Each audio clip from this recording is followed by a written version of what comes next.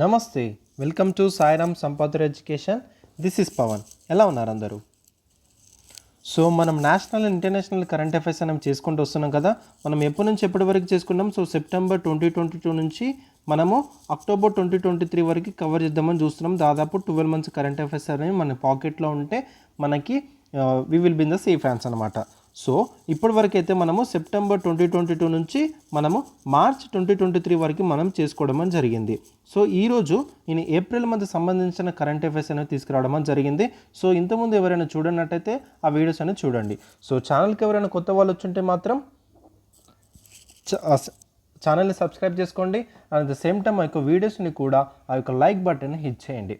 అర్థమవుతుందా? And at the same time మీ యొక్క ఒపీనియన్స్ని, మీ యొక్క వ్యూస్ని కూడా కామెంట్ సెక్షన్లో మాకు తెలిపితే మాకు ఎంకరేజ్మెంట్లా ఉంటుంది కొత్త కొత్త ఇనిషియేటివ్స్ మేము ముందుకు రావడానికి. ఓకేనా? రైట్. సో ఇంతకుముందు మనము సెప్టెంబర్ 22 నుంచి మార్చ్ 2023 వరకు కరెంట్ అఫైర్స్ అనేవి క్రిస్టల్ క్లియర్గా మనము డిస్కస్ చేసుకోవడం జరిగింది. ఇంతవరకు ఎంకరేజ్ చేసినందుకు చాలా చాలా థ్యాంక్ యూ. అండ్ ఈరోజు ఏప్రిల్ మంత్ సంబంధించిన కరెంట్ అఫైర్స్ అనేవి చూద్దాం. So right, handloom and state. So మన ఇండియా స్టేట్లో చూసుకుంటే దాదాపు almost every state of India మనకి ఒక యూనిక్ హ్యాండ్లూమ్ ప్రోడక్ట్ అని ఉందన్నమాట. అర్థమవుతుందా? సో అందులో భాగంగా చూసుకుంటే పుల్కారీ పంజాబ్ అంటున్నాడు, డక్కై అస్సాం అంటున్నాడు, బ్రోకేడ్ రాజస్థాన్ అంటున్నాడు, చాండేరీ మధ్యప్రదేశ్ అంటున్నాడు. సో చూద్దాం ఏది correct answer. So how many pairs are given correctly matched అంటున్నాడు. సో చూద్దాం, ఇక్కడ వచ్చేసి మనకి ఓన్లీ 2 పేర్స్ మాత్రమే మనకి కరెక్ట్ ఆన్సర్ అవుతుంది. సో ఓన్లీ 2 పేర్స్ మాత్రమే. ఆ 2 పేర్స్ ఏంటి సార్ అంటే మనకి 1 and 4. సో పుల్కారీ ఏదైతే ఉందో మనకి పంజాబ్కి చెందింది, అలాగే చాందారీ ఏదైతే ఉందో మనకి మధ్యప్రదేశ్ చెందింది. అర్థమవుతుందా? అలాగే మనకి ఉత్తరప్రదేశ్ చెందిన మనకి హ్యాండ్లూమ్ కూడా ఉంది నాన్న, అదే మనకి జాక్వాడ్ అని కూడా అంటారు, జాక్వాడ్ అని. అట్ ద సేమ్ టైం మనకి మధ్యప్రదేశ్ చెందిన మన చాందరి కావచ్చు, అలాగే పంజాబ్ నుంచి పుల్కారీ కావచ్చు, అలాగే మనకి ఈ బ్రోకేడ్ ఏదైతే ఉందో రాజస్థాన్ కాదు, ఇది బెనారస్ నుంచి, ఇక్కడ నుంచి బెనారస్ నుంచి. ఈ డక్కే ఎక్కడుందో ఇక్కడ అస్సాం నుంచి కాదు, ఇది మనకి వెస్ట్ బెంగాల్ నుంచి. సో ఇలా మనకి డిఫరెంట్ స్టేట్స్ నుంచి ఒక్కొక్క యూనిక్ ప్రోడక్ట్ హ్యాండ్లూమ్ అని ఉండడం జరిగింది. సో మీరు తెలుసుకుంటే మంచిదన్నమాట. సో నేను ఈ క్వశ్చన్ సెలెక్ట్ చేయడానికి గల కారణం ఏంటంటే మన తెలంగాణ స్టేట్ కూడా ఒక మంచి హ్యాండ్లూమ్ ఉన్న మంచి స్టేట్ కాబట్టి సో ఇటువంటి క్వశ్చన్స్ అని పిక్ చేయొచ్చేమో అనేసి నేను తీసుకోవడం జరిగింది. అర్థమవుతుందా? సో ఇట్లాంటివి కూడా నేర్చుకోండి, చాలా చాలా ఇంపార్టెంట్. మీకు క్వశ్చన్ అర్థమైంది అనుకుంటున్నాను. నెక్స్ట్ క్వశ్చన్కి వెళ్దాం. చూడండి, next question. Consider the following statements. Aquaculture is breeding, rearing and harvesting of fishes and other organisms only in fresh water environment అంటున్నాడు. సో చూద్దాం. So India is the second largest fish producing nation in the world after China. Okay, ఈ statements తెలవాలంటే మీకు data తెలవాలి. So చూద్దాం. So aquaculture is a breeding, rearing and harvesting of the fishes and other organisms only in fresh water environment అంటున్నాడు కాబట్టి ఇది మనకి తప్పు అవుతుంది. Not only in the fresh water environment but also all types of water environment. ఒకటి గుర్తుపెట్టుకోండి. So ఇక్కడ మనకి పొరపాటున మనకి aquaculture, breeding, rearing, harvesting of fishes and other organisms are all types of water environment అని ఇచ్చినా కూడా మనం కన్ఫ్యూజ్ అవ్వడానికి ఛాన్స్ ఉంటుంది. అంటే ఇక్కడ ఆల్ ఇచ్చాడు కదా, ఇక్కడ ఓన్లీ ఇచ్చాడు కదా, మనం కన్ఫ్యూజ్ అవుతాం. సో ఇట్లాంటివి చూసుకోండి, ఓకేనా? సో ఈ ఆక్వాకల్చర్, బ్రీడింగ్ అనేది టోటల్గా ఆల్ టైప్ ఆఫ్ వాటర్ ఎన్విరాన్మెంట్కి సంబంధించింది అనమాట. అర్థమవుతుందా? సో సెకండ్ స్టేట్మెంట్ చూద్దాం. సో సెకండ్ స్టేట్మెంట్ కూడా మనకి తప్పు అవుతుంది.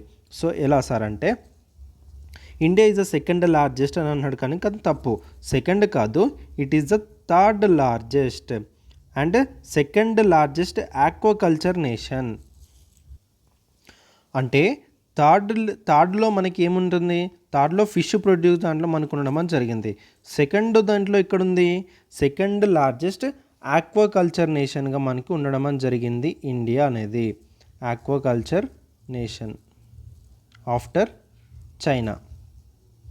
సో ఈ ఆక్వాకల్చర్ బ్రీడింగ్ ఏదైతే ఉందో ఇది all types of water environment సంబంధించింది. అలాగే ఇండియా ఏదైతే ఉందో మనకి third largest fish producing nation and the same time second aquaculture nation after China. ఇది గుర్తుపెట్టుకోండి, ఓకేనా? రైట్. సో ఇక్కడ మనకి ఆన్సర్ ఏమవుతుంది, రెండు స్టేట్మెంట్స్ తప్పు కాబట్టి ఇక్కడ మనకి డి ఆన్సర్ అవుతుంది, నైదర్ 1 nor 2. చూడండి next question. So with reference to the Indian economy consider the following statements: bank rate, public డెప్ట్, open market operations, marginal standing facility. So which of the above is are components of monetary policy అని అంటున్నాడు. So monetary policy అనేది మనకి ఏం చేస్తుందంటే, so it is the most dynamic and the sensitive function of the RBI యొక్క most dynamic and the sensitive function అనమాట monetary policy అనేది. దీని యొక్క ముఖ్య ఆబ్జెక్టివ్ ఏంటంటే, సో మార్కెట్లో ఉన్న మనీ సప్లై ఏదైతే ఉందో టోటల్గా రెగ్యులేట్ చేయడము, అలాగే కాస్ట్ ఆఫ్ ఫండ్స్ ఏదైతే ఉందో టోటల్గా చూసుకోవడం, మానిటర్ చేయడం అని చూస్తుంది. అండ్ సేమ్ టైం ఇంకొక ఆబ్జెక్టివ్ ఏంటంటే ఇన్ఫ్లేషన్ అనేది టార్గెటింగ్ తగ్గట్టే ఉందని చూసుకోవడం అని జరుగుతుంది. అర్థమవుతుందా? So inflation targeting while keeping in the mind of the objective of the growth. So అటు మనీ సప్లై టోటల్గా రెగ్యులేట్ చేయడము అండ్ అలాగే ఇన్ఫ్లేషన్ అనేది టోటల్గా కంట్రోల్ చేయడం అనే మెజర్స్ తీసుకోవడము ఈ మానిటరీ పాలసీ చేస్తుందన్నమాట. సో మానిటరీ పాలసీలో మనకు ఒక కమిటీ ఉంటుంది, అదే మనకి మానిటరీ పాలసీ కమిటీ. ఇది మనకి 2016లో మనకి తీసుకురావడం అని జరిగింది. అర్థమవుతుందా? టోటల్గా దీంట్లో 6 మెంబర్స్ ఉంటారు, గుర్తుపెట్టుకోండి. ఆ 6 మెంబర్స్ ఎవరెవరు ఏంటంటే అనేది నాకు కామెంట్ సెక్షన్లో తెలపండి, నేను చూస్తాను. ఓకేనా? Very very important.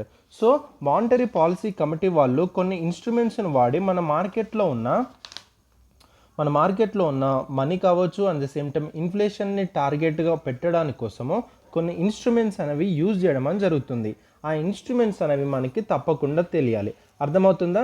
Cash reserve ratio కావచ్చు, లేకపోతే ఎస్ఎల్ఆర్ కావచ్చు, లేకపోతే బ్యాంక్ రేట్ కావచ్చు, రెపో రేట్ కావచ్చు, రివర్స్ రెపో రేట్ కావచ్చు, అలాగే ఇంకా మార్జినల్ స్టాండింగ్ ఫెసిలిటీ ఉంటుంది. సో ఇవన్నీ ఉంటాయి. ఓపెన్ మార్కెట్ ఆపరేషన్స్ ఉంటుంది. ఇట్లా మనకి డిఫరెంట్ ఉంటాయి అన్నమాట. సో దాని గురించి మీకు తెలియాలి, చాలా చాలా ఇంపార్టెంట్ ఇది మనకి ఎకానమీ పాయింట్ ఆఫ్ వ్యూలో చూసుకుంటే. మరి ఇప్పుడు బ్యాంక్ రేట్ అంటే ఏంటి sir?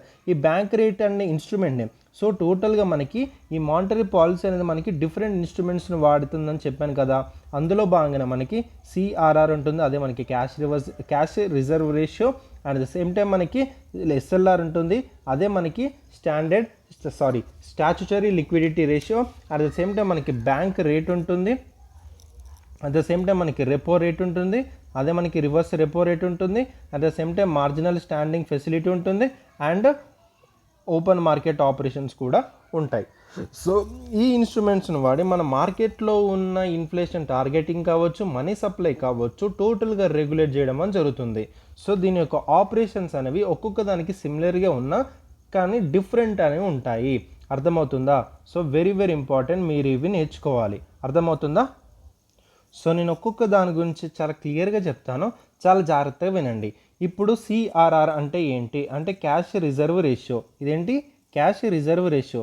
Sir cash reserve ratio అంటే ఏంటి సార్ అంటే, మన టోటల్గా ఇండియాలో ఉన్న షెడ్యూల్ కమర్షియల్ బ్యాంక్స్ ఏవైతే ఉన్నాయో, షెడ్యూల్ కమర్షియల్ బ్యాంక్స్ అనేవి మనకి ఉన్న కంట్రీలో ఉన్న షెడ్యూల్ కమర్షియల్ బ్యాంక్స్ అనేవి ఆర్బీఐ దగ్గర ఒక సర్టెన్ అమౌంట్ అనేది వాళ్ళు మెయింటైన్ చేయడం అని జరుగుతుంది. All schedule and commercial banks operating in the country are suppose to maintain a part of their NDTL. అంటే ఎన్డిటిఎల్ అంటే ఏంటి సార్ అంటే net demand and time liabilities అంటారు. దీని యొక్క full form net demand and time liabilities అనేది RBI తోటి మనము పెట్టడం జరుగుతుంది in the form of cash itself. గుర్తుపెట్టుకోండి, very very important. In the form of cash as per CRR అనేది మనకి రేట్ చేంజ్ అవుతూ ఉంటుంది. ఇప్పుడు ప్రస్తుతానికి ఉన్న రేట్ అనేది కూడా నాకు కామెంట్ సెక్షన్లో తెలపండి, నేను చూస్తాను. క్యాష్ రిజర్వ్ రేషియో అనేది ఇప్పుడు ప్రజెంట్ ఎంత ఉన్నదని నాకు చూడండి, చెప్తాను. ఒకసారి 4 ఉంది, ఒకసారి 4.5 ఉంది, దాని తర్వాత ఇప్పుడు చేంజ్ అయిందా లేదా అనేది ఒకసారి చూడండి, మీకు నెట్లో వస్తుంది. అర్థమవుతుందా? సో ఇలా షెడ్యూల్ కమర్షియల్ బ్యాంక్స్ అనేవి ఆర్బీఐ దగ్గర మనీ పెడుతుంది కదా సార్, దాని యొక్క క్యాష్ ఫామ్లో. మరి ఆర్బీఐ కమర్షియల్ బ్యాంక్స్కి ఏమన్నా ఇంట్రెస్ట్ ఇస్తుందంటే నో, ఇంట్రెస్ట్ ఇవ్వదు. గుర్తుపెట్టుకోండి, చాలా చాలా important. So banks don't get any interest on the cash deposited in the RBI for the purpose of the CRR. So cash reserve ratio అనేది అర్థమైందని అనుకుంటున్నాను. చాలా చాలా ఇంపార్టెంట్. క్యాష్ రిజర్వ్ రేషియో అంటే ఏంటి? షెడ్యూల్ అండ్ కమర్షియల్ బ్యాంక్స్ ఏవైతే ఉన్నాయో RBI దగ్గర దాని ఎన్డిటిఎల్ అనేది మెయింటైన్ చేయాలి. ఎన్డిటిఎల్ అంటే ఏంటంటే నెట్ డిమాండ్ అండ్ టైం వేయబిలిటీస్ అని అంటారు.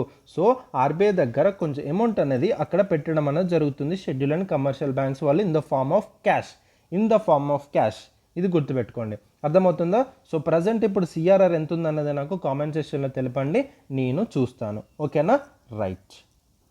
సార్ మరి ఈ సిఆర్ఆర్ యూజ్ చేసి ఆర్బీఐ అనేది మన సిస్టంలో ఉన్న ఇన్ఫ్లేషన్ అనేది ఎట్లా కంట్రోల్ చేస్తుందని చూద్దాము.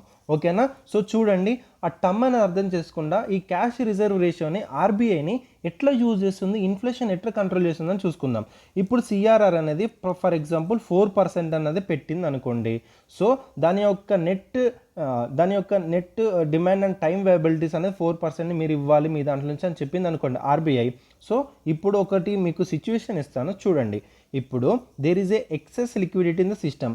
ఇప్పుడు ప్రస్తుతానికి సిస్టంలో చాలా ఎక్సెస్ అనేది లిక్విడిటీ అని ఉన్నది, అంటే క్యాష్ అనేది ఎక్కువ రన్ అవుతుంది. ఆ క్యాష్ అనేది ఎక్కువ రన్ అవుతున్నప్పుడు మనకి ఏమవుతుంది, ఇన్ఫ్లేషన్ అనేది కూడా హై అవ్వడం అని జరుగుతుంది. అర్థమవుతుందా? ఎప్పుడైతే మార్కెట్లో క్యాష్ అనేది హై ఉందనుకోండి, ఎప్పుడైతే మార్కెట్లో మనకి ఈ యొక్క లిక్విడిటీ అనేది ఉందనుకోండి, liquidity is nothing but A cash అని అర్థం చేసుకోండి. క్యాష్ అనేది మనకి మార్కెట్లో ఎక్కువగా ఉందనుకోండి, అప్పుడు ఇన్ఫ్లేషన్ కూడా హై వెళ్ళిపోవడం అని జరుగుతుంది. మరి ఇన్ఫ్లేషన్ హై వెళ్ళిపోతుంటే మరి ఆర్బీఐ చూస్తూ ఊరుకుంటుందా? ఊరుకోదు. సో ఏదైతే మనకి మార్కెట్లో మనకి ఈ యొక్క క్యాష్ అనేది టోటల్గా హై వెళ్తుందో మార్కెట్ నుంచి టోటల్గా సక్అవుట్ చేయాలి. సక్అవుట్ చేయడానికి ఈ క్యాష్ రిజర్వేషన్ ఏం చేస్తుందంటే, మీరు 4 నుంచి ఇప్పుడు 4% ఉందనుకోండి, 5% పెంచుతుంది. అప్పుడు క్యాష్ రిజర్వ్ రేషియో అనేది ఏం చేస్తుంది, బ్యాంకు నుంచి ఆ బ్యాంక్ అనేది ఇంకా ఎక్కువగా ఆర్బీఐ దగ్గర పెట్టుకోవడం అని జరుగుతుంది. అప్పుడు మార్కెట్లో ఉన్న అమౌంట్ అంతా టోటల్గా ఆర్బీఐ దగ్గర ఉండడం అని జరుగుతుంది. అర్థమవుతుందా? Very very important. So there is a excess liquidity in the system which in turn leading to the inflation. RBI suck out that excess liquidity. ఆ ఎక్సెస్ లిక్విడిటీ ఏదైతే ఉందో సక్ చేయడానికి, టోటల్ మార్కెట్ నుంచి బయటికి తీయడానికి ఏం చేస్తుంది, ఈ సిఆర్ఆర్ని ఏదైతే ఉందో ఇంక్రీజ్ చేసినప్పుడు ఏం చేస్తుంది, ఈ షెడ్యూల్ కమర్షియల్ బ్యాంక్స్ ఏవైతే ఉన్నాయో అవి మనకి ఆర్బీఐ దగ్గర మనీ అనేది పార్క్ చేయాలి, అంటే ఎక్కువ ఫండ్స్ అనేవి ఆర్బీఐకి ఇవ్వడం అని జరుగుతుంది. అప్పుడు ఈ షెడ్యూల్ కమర్షియల్ బ్యాంక్స్ దగ్గర మనకి మనీ అనేది తక్కువ ఉండడం అని జరుగుతుంది. అప్పుడు మార్కెట్లో కూడా ఫండింగ్ అనేది, ఆ లిక్విడిటీ అనేది మనకి క్యాష్ లిక్విడిటీ అనేది కూడా తక్కువ అవుతుంది. అప్పుడు ఇన్ఫ్లేషన్ కూడా తక్కువ అవుతుంది. సో అర్థమవుతుందా? సో ఈ విధంగా క్యాష్ రిజర్వ్ రేషియోని మనకి ఆర్బీఐని యూజ్ చేయడం అని జరుగుతుంది. చాలా చాలా ఇంపార్టెంట్. ఇది మీకు అర్థమైందని అనుకుంటున్నాను. కొంచెం లెంత్ అయినా పర్లేదు, మాకు మాత్రం మీకు కాన్సెప్ట్ అనేది క్లియర్ అవ్వాలి. అర్థమవుతుందా? సో క్యాష్ రిజర్వ్ రేషియో అనేది ఆర్బీఐ దగ్గర క్యాష్ రూపంలో దాని యొక్క నెట్ డిమాండ్ టైం వెల్డ్ ప్రకారంగా దాని కొంచెం అమౌంట్ అనేది ఆర్బీఐ దగ్గర పెట్టడం అని జరుగుతుంది.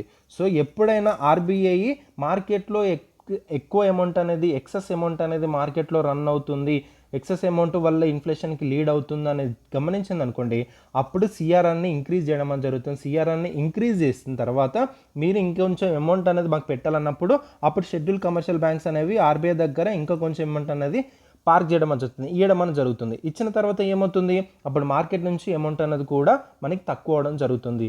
అర్థమవుతుందా? అప్పుడు మార్కెట్లో అమౌంట్ అనేది తగ్గినప్పుడు ఇన్ఫ్లేషన్ కూడా తగ్గుతుంది. అర్థమవుతుందా? చాలా చాలా ఇంపార్టెంట్, గుర్తుపెట్టుకోండి ఇది కాన్సెప్ట్ అనేది. రైట్? దీన్నే మనము క్యాష్ రిజర్వ్ రేషియో అంటున్నాం. ఇప్పుడు ప్రస్తుతానికి ఉన్న క్యాష్ రిజర్వ్ రేషియో ఎంత ఉందనేది ఒకసారి చూడండి. ఓకేనా? రైట్. సో నెక్స్ట్ చూడండి, నెక్స్ట్ ఏంటి, మనకి ఎస్ఎల్ఆర్ ఉంది. ఎస్ఎల్ఆర్ అంటే is nothing but A standard liquidity ratio అని అర్థం. సో దీని యొక్క గురించి చెప్తాను, చాలా జాగ్రత్తగా వినండి. ఇప్పుడు సిఆర్ఆర్ అనేది ఏం చేసింది, క్యాష్ రూపంలో మనకి ఆర్బీఐ దగ్గర సర్టన్ అమౌంట్ అనేది మనకి పెట్టడం అని జరిగింది ఆర్బీఐ దగ్గర సిఆర్ఆర్లో. మరి ఎస్ఎల్ఆర్లో ఏం చేస్తుందంటే, all schedule and commercial banks ఏవైతే ఉన్నాయో operating in the country are suppose to maintain their as a part of their NDTL with themselves in liquid assets. అంటే లిక్విడ్ అసెట్స్లో వాళ్ళ యొక్క అసెట్స్ని వాళ్ళ యొక్క క్యాష్ రూపంలో వాళ్ళ దగ్గర పెట్టుకోవాలి, విత్ ఇన్ దెమ్సెల్స్. అర్థమవుతుందా? ఇక్కడేమో మనకి ఆర్బీఐ చేతులు పెడుతున్నారు, అంటే సర్టన్ అమౌంట్ అనేది. ఇక్కడ స్టాండర్డ్ లిక్విడిటీ రేషియోలో మాత్రం మీరు ఒక సర్టన్ అమౌంట్ అనేది మీ దగ్గర పెట్టుకోవాలి, లిక్విడ్ అసెట్స్లో పెట్టడం అని జరుగుతుంది. అర్థమవుతుందా? Very very important. సో అర్థమైందా ఎస్ఎల్ఆర్ అంటే ఏంటో, ఏంటి స్టాచ్యుటరీ లిక్విడిటీ రేషియో. సో ఏం చేయాలి, ఈ యొక్క ఎస్ఎల్ఆర్ అనేది ఇది విత్ ఇన్ బ్యాంక్స్ తోటి పెట్టుకోవడం అని జరుగుతుంది. ఇక్కడ ఆర్బీఐకి ఇవ్వట్లేదు. ఈ లిక్విడ్ అసెట్ అనేది దాని యొక్క within themselves they are keeping liquid assets అనమాట. ఈ లిక్విడ్ అసెట్స్ పెట్టడానికి ఈ ఎస్ఎల్ఆర్ని మెయింటైన్ చేయడానికి బ్యాంక్స్ ఏం చేస్తాయి అంటే, బ్యాంక్స్ అనేవి మనకి గవర్నమెంట్ దగ్గర నుంచి మనకి గవర్నమెంట్ సెక్యూరిటీస్ అనేవి బై చేయడం అని జరుగుతుంది. సో గవర్నమెంట్ సెక్యూరిటీస్ అనేవి బై చేస్తుంది. అర్థమవుతుందా? సో సిఆర్ఆర్ ఏమో మనకి ఆర్బీఐ తోటి పెట్టుకుంటే, ఎస్ఎల్ఆర్ ఏమో విత్ ఇన్ దెమ్సెల్స్ పెట్టుకోవడం అని జరుగుతుంది. అర్థమవుతుందా? Very very important. మరి క్యాష్ రిజర్వ్ రేషియో అనేది మనకి ఆర్బీఐ తోటి పెడుతుంది కదా, మన క్యాష్ అనేది, దానికి ఏమైనా ఇంట్రెస్ట్ వస్తుందా సార్ అంటే, ఇంట్రెస్ట్ ఏమీ రాదు, గుర్తుపెట్టుకోండి. చాలా చాలా ఇంపార్టెంట్. ఓకేనా? సో ఇప్పుడు అటు ప్రజెంట్ ఎస్ఎల్ఆర్ రేషియో కూడా ఎంత ఉన్నది కూడా మీరు చూసుకోండి. చాలా చాలా ఇంపార్టెంట్ అనేది మీకు అర్థమవుతుంది. సో ఈ ఎస్ఎల్ఆర్ యూజ్ చేసి ఆర్బీఐ ఎట్లా మనకి ఇన్ఫ్లేషన్ కంట్రోల్ చేస్తుంది అనేది చూద్దాం. సో ఇప్పుడు చూడండి, ఇప్పుడు whenever there is excess cash in the మార్కెట్లో ఎక్సెస్ క్యాష్ అనేది కనిపించింది అనుకోండి, అప్పుడు ఏం చేస్తుంది, ఈ ఎస్ఎల్ఆర్ ఏదైతే ఉందో ఎస్ఎల్ఆర్ని ఇంక్రీజ్ చేయడం అని జరుగుతుంది. అప్పుడు ఇంక్రీజ్ చేసినప్పుడు ఇప్పుడు షెడ్యూల్ అండ్ కమర్షియల్ బ్యాంక్స్ వాళ్ళు ఎక్కువ అమౌంట్ అన్నది వీళ్ళ దగ్గర పెట్టుకోవాలి కాబట్టి, అప్పుడు మార్కెట్లో నుంచి అమౌంట్ అనేది టోటల్గా సగ్ చేసేసి వీళ్ళ దగ్గర పెట్టుకోవడం అని జరుగుతుంది. అప్పుడు మార్కెట్లో అమౌంట్ అనేది ఏమవుతుంది, తక్కువ అవుతుంది, ఇన్ఫ్లేషన్ కూడా తక్కువ అవుతుంది. సో అర్థమవుతుందా? Very very important. మీకు ఇప్పుడు అర్థమైందని అనుకుంటున్నాను. సో మార్కెట్ నుంచి అంటే మార్కెట్ సిస్టంలో నుంచి మనీ అనేది బయటికి రావాలి. అంటే బయటికి రావడం అంటే ఇన్ ద సెన్స్ బ్యాంక్లోకి రావాలి, జనాల చేతుల్లో ఉండకూడదు. అట్లాంటప్పుడు ఈ ఎస్ఎల్ఆర్ రేట్ అనేది ఇంక్రీజ్ చేసినప్పుడు ఇట్లా బ్యాంక్లో పెట్టుకోవడం అనేది జరుగుతుంది. ఇప్పుడు ఎస్ఎల్ఆర్ అనేది బ్యాంక్లోనే పెట్టుకోవాలి కదా, క్యాష్ అనేది వాళ్ళ దగ్గర ఎంత అమౌంట్. అప్పుడు ఆర్బీఐ ఏం చేస్తుంది, మీరు ఈ ఎస్ఎల్ఆర్ రేషియోని ఇంక్రీజ్ చేయండి, ఇంత అమౌంట్ అని పెట్టండి అని పెట్టడం అని జరుగుతుంది. అప్పుడు ఈ ఎస్ఎల్ఆర్ని ఉపయోగించి ఆర్బీఐ అనేది మనకి ఇన్ఫ్లేషన్ ఈ విధంగా మనకి కంట్రోల్ చేస్తుంది. సో ఎప్పుడైనా కానీ ఇప్పుడు ఫర్ ఎగ్జాంపుల్ సిస్టంలో అంటే మార్కెట్లో మనకి అమౌంట్ అనేది తక్కువ ఉందనుకోండి, అప్పుడు ఎస్ఎల్ఆర్ని ఏం చేస్తుందంటే మనకి తక్కువ చేస్తుంది. అప్పుడు బ్యాంక్స్ అనేవి అమౌంట్ అనేది మార్కెట్లోకి రిలీజ్ చేస్తుంది. అప్పుడు మార్కెట్లోకి మనీ అనేది ఎక్కువ అవుతుంది. అంటే ఇది రెసెషన్ టైంలో ఏమవుతుంది, మనకి మనీ అనేది స్లోగా ఉంటుంది, మనీ అనేది అంత రన్ అవ్వదు అనమాట. సో ఇన్ఫ్లేషన్ టైంలో మనీ అనేది ఎక్కువ రన్ అవుతుంది, రెసెషన్ టైంలో తక్కువ రన్ అవుతుంది. సో ఇన్ఫ్లేషన్ ఉన్నప్పుడు అంటే అర్థం ఏంటి, మార్కెట్లో ఎక్కువ అమౌంట్ ఉన్నట్టు అర్థము.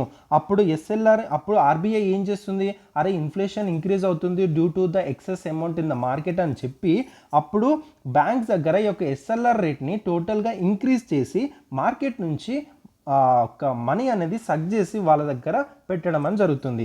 ఇప్పుడు ఫర్ ఎగ్జాంపుల్ అరే మార్కెట్లో రెసిషన్ అనేది నడుస్తుంది, మార్కెట్లో ఈ యొక్క మనీ ఫ్లో అనేది చాలా తక్కువ ఉంది అన్నప్పుడు ఏం చేస్తుంది, ఎస్ఎల్ఆర్ రేట్ని తక్కువ చేస్తుంది. అర్థమవుతుంది? తక్కువ చేసినప్పుడు బ్యాంక్స్ అనేవి మనీని మార్కెట్లోకి ఇన్ఫ్యూజ్ చేస్తుంది. అప్పుడు ఏమవుతుంది, మనీ అనేది ఇన్ఫ్యూజ్ అయినప్పుడు జనాల చేతిలోకి మనీ వెళ్తాయి. అర్థమవుతుందా? సో ఈ విధంగా ఇన్ఫ్లేషన్ రేట్ని కంట్రోల్ చేయడం అని జరుగుతుంది. నానా ఇదేదో నేను అంటే ఇది వర్కౌట్ అవుతుంది అంటే వర్కౌట్ అవుతుంది. ఇది ఓన్లీ మనకు ఇంటికో ఒక ఏరియాకో లేదంటే ఒక పర్టికులర్ కమ్యూనిటీకో కాదు, టోటల్ ఓవరాల్గా ఇండియానే ఒకసారి అర్థం చేసుకోండి. మీకు ఒకటి చెప్పనా నాన్న, ఈ సిఆర్ఆర్ ఏదైతే ఉందో ఈ సిఆర్ఆర్ ఒక్క 1% చేంజ్ చేస్తే మనకి ఏమవుతుంది తెలుసా, 1% change in the CRR can make a difference of 1.37 lakh crores అనేవి క్యాష్ ఫ్లో అవుతుంది in the financial system. So అంత చేంజ్ చూపిస్తుంది. ఎంతంటే ఒక 1% ఆఫ్ సిఆర్ఆర్ చేంజ్ చేస్తే 1.37 lakh crores అనేవి ఫైనాన్షియల్ సిస్టంలో డిఫరెన్స్ వస్తుందంట. సో అర్థమవుతుందా? సో ఈ విధంగా చూడండి. సో అట్లా మనకి ఇన్ఫ్లేషన్ అనేది కంట్రోల్ అవుతుంది. ఏదో మన ఇంటికో లేక మన కాలనీకో మన కమ్యూనిటీకో లేదంటే మన ఊరుకో ఇట్లా చేయదు నాన్న, ఓవరాల్ ఇండియా నేషన్ వైడ్గా ఒకసారి ఆలోచించండి. సో ఈ విధంగా మనకి ఆర్బీఐ అనేది మనకి మార్కెట్లో మనకి ఇన్ఫ్లేషన్ కంట్రోల్ చేయడానికి ఇన్స్ట్రుమెంట్స్ వాడుతూ ఉంటుంది. ఇప్పుడు మనకి సిఆర్ఆర్ అయిపోయింది, ఇప్పుడు మనకి ఎస్ఎల్ఆర్ కూడా అయిపోయింది. సో సిఆర్ఆర్ అర్థమైంది అనుకుంటున్నాను, ఎస్ఎల్ఆర్ అర్థమైంది అనుకుంటున్నాను. ఇప్పుడు బ్యాంక్ రేట్ గురించి చెప్తాను, చాలా జాగ్రత్తగా వినండి. సో చూడండి, నెక్స్ట్ ఇంకోటి ఏంటిదంటే మనకి bank rate. So bank rate అంటే ఏంటంటే ఈజ్ నథింగ్ బట్ చెప్తాను అన్నది చాలా చాలా ఈజీగా ఉంటుంది. సో ఇది ఒక టైప్ ఆఫ్ ఇంట్రెస్ట్ రేట్ అనమాట. ఏంటిది, ఇది ఇంట్రెస్ట్. సో ఇంతకుముందు డిస్కస్ చేసింది ఇక్కడ ఎటువంటి ఇంట్రెస్ట్ అనేది లేదు. సో బ్యాంక్ రేట్ అనేది ఇది ఒక టైప్ ఆఫ్ ఇంట్రెస్ట్ రేట్ అనమాట, విచ్ ద ఆర్బీఐ ఛార్జ్ చేస్తుంది. ఆర్బీఐ ఛార్జ్ చేస్తుంది, ఒక లాంగ్ టర్మ్ అనేది లెండింగ్ అనేది చేస్తుంది. ఎవరైనా ఆర్బీఐ దగ్గర నుంచి లాంగ్ టర్మ్ అనేది చేసినప్పుడు మనకి ఈ ఆర్బీఐ అనేది ఒక సర్టెన్ ఇంట్రెస్ట్ అనేది కలెక్ట్ చేయడం అని జరుగుతుంది. ఆ ఇంట్రెస్ట్ని మనం బ్యాంక్ రేట్ అని అంటున్నాము. సో ఎవరు తీసుకుంటారు సార్ ఈ యొక్క ఇంట్రెస్ట్ లాంగ్ టర్మ్ అని చూసుకుంటే, మనము గవర్నమెంట్ ఆఫ్ ఇండియా కావచ్చు, లేదంటే స్టేట్ గవర్నమెంట్స్ కావచ్చు, లేకపోతే బ్యాంక్స్ కావచ్చు, లేకపోతే కోఆపరేటివ్ బ్యాంక్స్ కావచ్చు, వీళ్ళందరూ ఆర్బీఐ దగ్గర నుంచి కొంచెం అమౌంట్ అనేది తీసుకోవడం అని జరుగుతుంది for the long term lending అనమాట. సో ఇట్లా లెండింగ్ తీసుకున్నప్పుడు వీళ్ళ దగ్గర నుంచి ఆర్బీఐ అనేది ఇంట్రెస్ట్ కలెక్ట్ చేయడం జరుగుతుంది. ఆ ఇంట్రెస్ట్ని మనం బ్యాంక్ రేట్ అంటున్నాము. సో ఈ బ్యాంక్ రేట్ని కూడా మనకి పెడుతుంది అన్న, ఒక సర్టన్ రేట్ అనేది పెడుతుంది. ఆ బ్యాంక్ రేట్ని కూడా నాకు కామెంట్ సెక్షన్లో తెలపండి. CRR rate, SLR rate, bank rate, ఈ మూడు నాకు కామెంట్ సెక్షన్లో తెలపండి. సో ఇంకోటి ఏంటంటే ఈ బ్యాంక్ రేట్ని కూడా టోటల్గా దేని మీద రిలే అవుతుందంటే మనకి ఎంఎస్ఎఫ్ మీద రిలే అవుతుంది. ఎంఎస్ఎఫ్ ఏంటి సార్ అంటే మార్జినల్ స్టాండింగ్ ఫెసిలిటీ. ఈ మార్జినల్ స్టాండింగ్ ఫెసిలిటీ గురించి చెప్తాను, జాగ్రత్త వినండి. ఈ బ్యాంక్ రేట్ మొత్తం, ఈ బ్యాంక్ రేట్ని డిసైడ్ చేయాలంటే దేని మీద రిలే అవుతుంది, ఎంఎస్ఎఫ్ ఎంత ఉంది అన్న దాని మీద రిలే అవుతుంది. సో అర్థమవుతుందా? సో ఫిబ్రవరి 2012 నుంచి ఆర్బీఐ ఈ యొక్క రూల్ అనేది పెట్టింది, అది మనకు అవసరం లేదు. సో ప్రజెంట్ బ్యాంక్ రేట్ ఎంత, ప్రజెంట్ ఎస్ఎల్ఆర్ రేట్ ఎంత, ప్రజెంట్ సిఆర్ఆర్ రేట్ ఎంత అనేది కూడా చూడండి. అర్థమవుతుందా?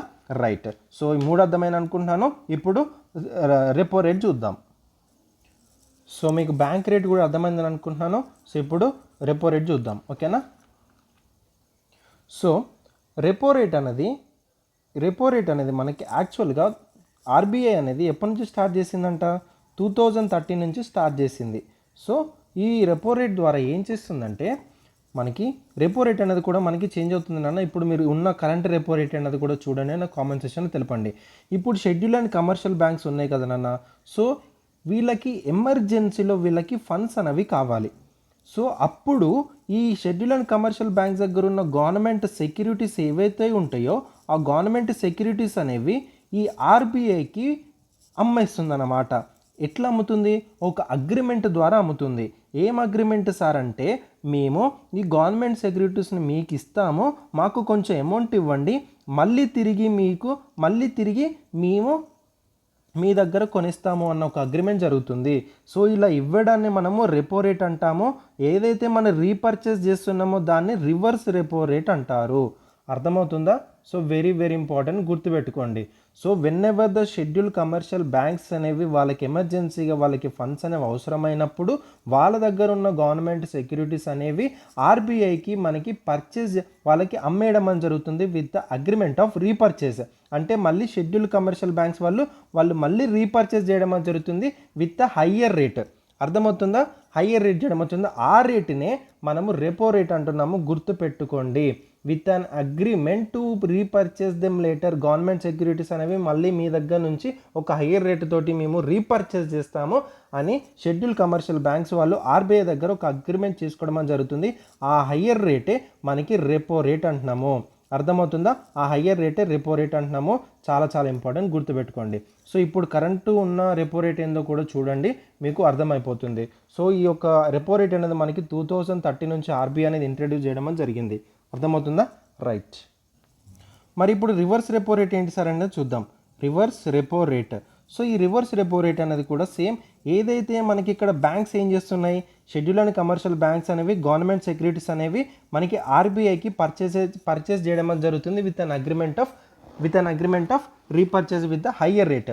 ఒక హయ్యర్ రేట్ తోటి మళ్ళీ మీ దగ్గర నుంచి మేము రీపర్చేస్ చేస్తామని చెప్పి షెడ్యూల్ కమర్షియల్ బ్యాంక్స్ వాళ్ళు గవర్నమెంట్ సెక్యూరిటీస్ని ఆర్బీఐకి ఇవ్వడం జరుగుతుంది. దీన్నే మనం రెపో రేట్ అంటున్నాం. మరి రివర్స్ రెపో రేట్ ఏంది? వెన్ ఎవర్ బ్యాంక్స్ దగ్గర ఇక్కడ గవర్నమెంట్ సెక్యూరిటీస్ అమ్మడానికి గల రీజన్ ఏంటి, వీళ్ళ దగ్గర అమౌంట్ అనేది ఎక్సెస్ లేదు, అమౌంట్ అనేది తక్కువ ఉండడం వల్ల ఆర్బీఐకి ఇస్తే ఆర్బీఐ ఒక అమౌంట్ అనేది ఇస్తుంది, అప్పుడు వీళ్ళ దగ్గర అమౌంట్ అనేది ఇంక్రీజ్ అవుతుంది. ఇప్పుడు రివర్స్ రెపో రేట్లో ఏమవుతుంది, బ్యాంక్స్ దగ్గర ఎక్సెస్ అమౌంట్ ఉండడం అని జరుగుతుంది, అమౌంట్ అనేది ఎక్సెస్ ఉంటుంది, అప్పుడు ఆ ఎక్సెస్ క్యాష్ అనేది ఆర్బీఐ దగ్గర వాళ్ళు డిపాజిట్ చేయడం అని జరుగుతుంది.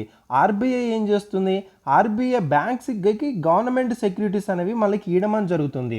So RBI sales government securities equivalent the funds deposited to commercial banks with agreement of repurchase. మళ్ళీ నేను ఈ యొక్క గవర్నమెంట్ సెక్యూరిటీస్ అనేవి నీ దగ్గర నుంచి మళ్ళీ రీపర్చేస్ చేస్తాను అట్ హయ్యర్ రేట్.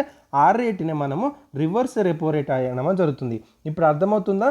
అంటే షెడ్యూల్ అండ్ కమర్షియల్ బ్యాంక్స్ వాళ్ళ దగ్గర ఉన్న గవర్నమెంట్ సెక్యూరిటీస్ని ఆర్బీఐకి అమ్మితే ఒక హయ్యర్ అమౌంట్ తోటి మళ్ళీ రీపర్చేస్ చేస్తే అది మనకి రెపో రేట్ అవుతుంది.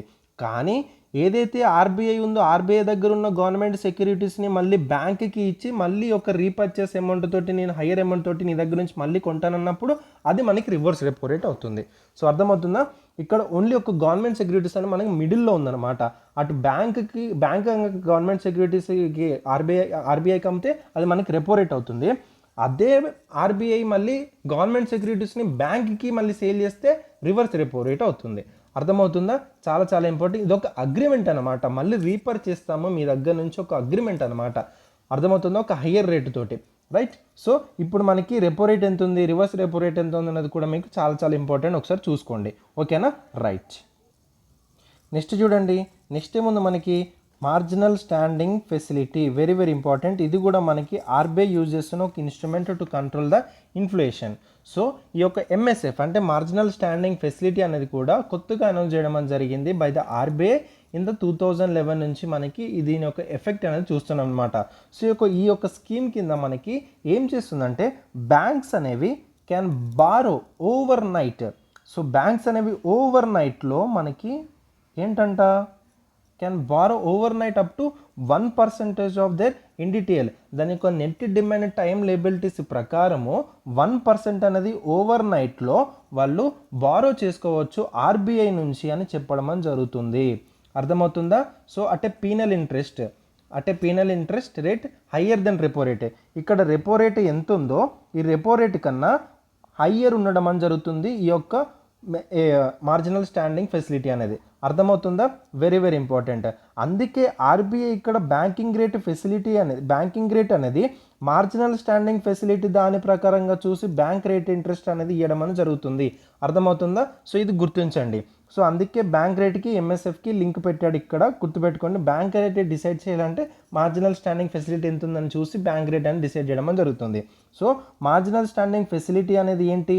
బ్యాంక్స్కి ఓవర్ నైట్ మనీ అనేది కావాలన్నప్పుడు ఆర్బీఐ అనేది ఈ రెపో రేటు కన్నా హయ్యర్ రేటుని ఇచ్చి మనకి ఆ యొక్క మనీ అనేది ఇవ్వడం అనేది జరుగుతుంది. అర్థమవుతుందా? Very very important. సో ఇది గుర్తుపెట్టుకుంటారా? సో అప్పుడు బ్యాంక్ అనేది దాని యొక్క ఆస్తులు దాని దగ్గర పెట్టవచ్చు అనమాట. అర్థమవుతుందా? అప్పుడు మళ్ళీ గవర్నమెంట్ సెక్యూరిటీస్ అని ఆర్బీఐ దగ్గర పెట్టి సో తీసుకుంటుంది. సేమ్ యాజ్ మన రిపో రేట్ ప్రకారంగానే వాళ్ళకి మనీ అనేది ఎట్లా అవసరమో సో ఇక్కడ బ్యాంక్కి ఓవర్ నైట్లో కావాలి అంతే. అర్థమవుతుందా? అదొక్కటి గుర్తుపెట్టుకోండి, చాలా చాలా ఇంపార్టెంట్. సో ఇప్పుడు మీకు అర్థమైందని అనుకుంటున్నాను. సో ఇప్పుడు ఏంటి? SLR, bank rate, reverse repo rate, marginal standing facility. ఇది అర్థమైందని అనుకుంటున్నాను. ఇప్పుడు ఓపెన్ మార్కెట్ ఆపరేషన్స్ చూద్దాం. ఇది జాగ్రత్తగా వినండి. So open market operations so చూద్దాం. ఏంటి? Open market operations. సో పేర్లోనే ఉంది ఓపెన్ మార్కెట్ అని. ఆపరేషన్స్ ఏం ఆపరేషన్ చేస్తుంది? సో ఏవైతే గవర్నమెంట్ సెక్యూరిటీస్ ఉన్నాయో ఆ గవర్నమెంట్ సెక్యూరిటీస్ అనేవి సేల్ అండ్ పర్చేస్ చేయడం చేస్తుంది. So OMO are the direct purchase of the sale transactions of the government securities are conducted by the RBI in the open market. So ఏదైతే మనకి లిక్విడిటీని, interest రేట్స్ని regulate చేయడానికి ఈ యొక్క open market operations అని వాడడం జరుగుతుంది. ఇప్పుడు గవర్నమెంట్ సెక్యూరిటీస్ని బై చేయడము లేదా సేల్ చేయడము అనేది ఆర్బీఐ చేస్తుంది. Very very important. So CRR అనేది మీకు అర్థమైందని అనుకుంటున్నాను. అది ఆర్బీఐతో సర్టన్ క్యాష్ రూపంలో పెట్టడం జరుగుతుంది schedule and commercial banks. Standing liquidity ratio ఏదైతే ఉందో మనకి స్టాచ్యుటరీ లిక్విడిటీ రేషియో ఏదైతే ఉందో షెడ్యూల్ అండ్ కమర్షియల్ వాళ్ళ లిక్విడ్ అసెట్స్ని వీళ్ళ దగ్గరనే పెట్టుకోవాలని చెప్పడం జరిగింది. అండ్ బ్యాంక్ రేట్ అనేది సర్టన్ ఇంట్రెస్ట్తో ఆర్బీఐ అనేది మనకి మనీ అనేది ఇస్తుందని చెప్పాను. లైక్ గవర్నమెంట్ కావచ్చు, స్టేట్ గవర్నమెంట్స్ కావచ్చు, బ్యాంక్స్ కావచ్చు, కమర్షియల్ బ్యాంక్స్ కావచ్చు. ఇట్లా రెపో రేట్ ఏంటి? షెడ్యూల్ కమర్షియల్ బ్యాంక్స్ వాళ్ళ యొక్క గవర్నమెంట్ సెక్యూరిటీస్ అనేవి ఆర్బీఐలో పెట్టి మళ్ళీ హయ్యర్ అమౌంట్తో మీ దగ్గర నుంచి మళ్ళీ రీపర్చేస్ చేస్తాను. ఆ హయ్యర్ రీపర్చేసే మనకి రెపో రేట్ అని చెప్పడం జరిగింది. అలాగే రివర్స్ రెపో రేట్ ఏంటి? మనకి బ్యాంక్స్ ఏవైతే ఉన్నాయో వాళ్ళ దగ్గర ఎక్సెస్ అమౌంట్ ఉన్నప్పుడు ఆర్బీఐ అనేది ఆర్బీఐ దగ్గర ఉన్న గవర్నమెంట్ సెక్యూరిటీస్ అనేవి బ్యాంక్కి గవర్నమెంట్ సెక్యూరిటీస్ ఇచ్చి బ్యాంక్ నుంచి అమౌంట్ అనేది తీసుకోవడం అని జరుగుతుంది. మళ్ళీ నేను మీ దగ్గర నుంచి రీపర్చేస్ చేస్తాను ఆ గవర్నమెంట్ సెక్యూరిటీస్ అని బ్యాంక్స్ చెప్తే అప్పుడు ఆ యొక్క రీపర్చేస్ అగ్రిమెంట్ని మనము రివర్స్ రెపో రేట్ అంటున్నాము.